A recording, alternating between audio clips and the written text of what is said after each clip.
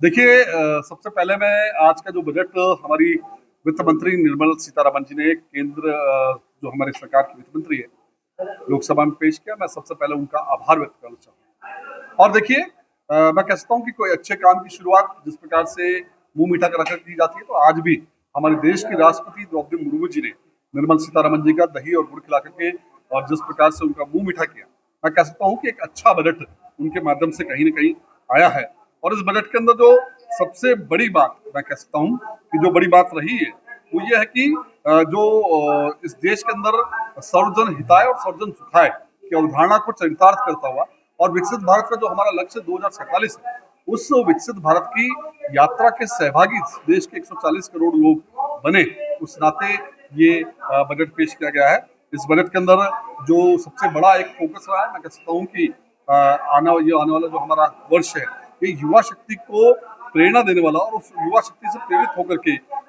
ये बजट पेश किया गया है, जिसके अंदर इसका टैक्स पेयर्स, बिजनेसमैन और शेयर बाजार की जो सम्मिलित एक सामूहिक शक्ति है, उनको कहीं न कहीं आगे बढ़ाने का काम इसके अंतर्गत किया गया है। बड़ी अगर मैं बात करूँ तो शिक्षा, स्वास्थ्य और रोजगार, ये 3 बड़ी आवश्यक चीजें होती है। उन तीनों को अवधारणा पर ये जो बजट है, मैं कह सकता हूँ कि आज जिस प्रकार से स्वास्थ्य के लिए मैं अगर बात करूंगा तो जिस तरह से दवाइयों के लिए प्रधानमंत्री आयुष्मान योजना के माध्यम से अधिक से अधिक लोगों को इसका लाभ मिले, इसके लिए शक्ति 10,000 करोड़ रुपए के निवेश के साथ एक योजना के माध्यम से इसमें बढ़ोतरी की गई है। साथ ही दवाइयों के बात में अगर करूँ तो फार्मा शक्ति योजना, इसके तहत नए 3 संस्थान देश भर में खुल रहे हैं, जिसके माध्यम से जेनरिक दवाइयाँ जो कि कम कीमत की उपलब्ध होती है, उनको उपलब्ध कराने का काम इस बजट के अंदर प्रस्तावित किया गया है। कहीं न कहीं आज जो डिजिटल युग है, इस डिजिटल युग के अंदर संचार माध्यमों का जिस प्रकार से मैं कह सकता हूँ कि एक लगातार प्रभाव बढ़ रहा है, तो ये देश हमारा खुद स्वावलंबी बने, इसके तहत चलते हुए चिप मैन्युफैक्चरिंग ये भारत के अंदर विकसित हो, इसके लिए भारत अपना सेमीकंडक्टर मिशन ISM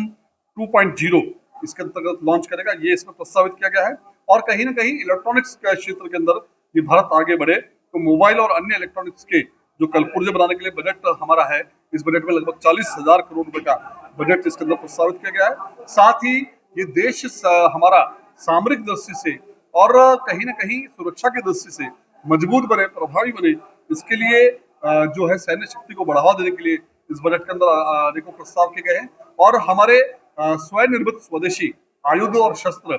जो है कहीं न कहीं विकसित हो,